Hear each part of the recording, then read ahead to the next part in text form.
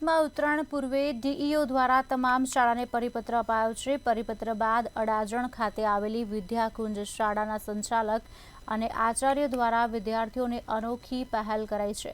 Chinese દોરી અને તુક્કલ નહીં ખરીદવા શાળાના આચાર્ય દ્વારા વિદ્યાર્થીઓને સમજણ અપાઈ હતી।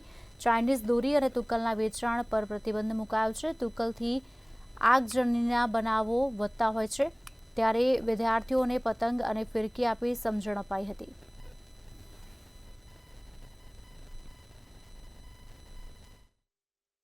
અમારા પ્રિન્સિપલ શ્રી હિતેન્દ્ર પટેલ દ્વારા સમજાવવામાં આવ્યું છે કે ચાઇનીઝ દોરી કે તુક્કલનો ઉપયોગ ન કરવો જોઈએ, કારણ કે તેના લીધે અમુક પક્ષીઓ અને માનવોને બહુ મૃત્યુ થાય છે। તો શું સમજ્યું તમે અને શું કરશું હવે?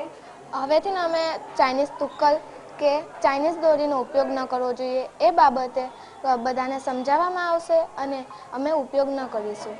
આજે આ ઉત્તરાયણ આવી રહી છે તેના અંતર્ગત અમારા આચાર્ય શ્રી હિતેન્દ્ર સરે અમારા ક્લાસરૂમમાં આવી અમને તેના અંતર્ગત સૂચનાઓ આપી, જેમાં તેમણે કહ્યું કે ચાઇનીઝ દોરી અને ચાઇનીઝ તુક્કલ એ માણસો માટે અને પક્ષીઓ માટે ખૂબ જ હાનિકારક, નુકસાનકારક છે, કારણ કે તેનાથી ઘણા બધા માણસો પણ મૃત્યુ પામે છે અને પક્ષીઓને પણ ખૂબ ઈજા થાય છે। આથી આપણે ચાઇનીઝ દોરી અને તુક્કલનો ઉપયોગ ન કરવો જોઈએ અને બીજા લોકોને પણ જાગૃત કરવા જોઈએ કે તેઓ એ ચાઇનીઝ દોરી અને તુક્કલનો ઉપયોગ ન કરે। ડીઓ દ્વારા જે આદેશ આપવામાં આવેલો છે એ માટે શાળાની અંદર દરેક વર્ગમાં જઈને બાળકોને ચાઇનીઝ દોરી, ચાઇનીઝ તુક્કલ એના વપરાશ પર પ્રતિબંધ છે, એની સખત સજા પણ છે અને દેશના નાગરિક તરીકે પણ આપણી ફરજ છે કે આ પ્રતિબંધિત વસ્તુઓનો ઉપયોગ બંધ કરવો જોઈએ, જેનાથી ઘણા બધા નિર્દોષ વ્યક્તિઓના જીવ જતા અટકી શકે।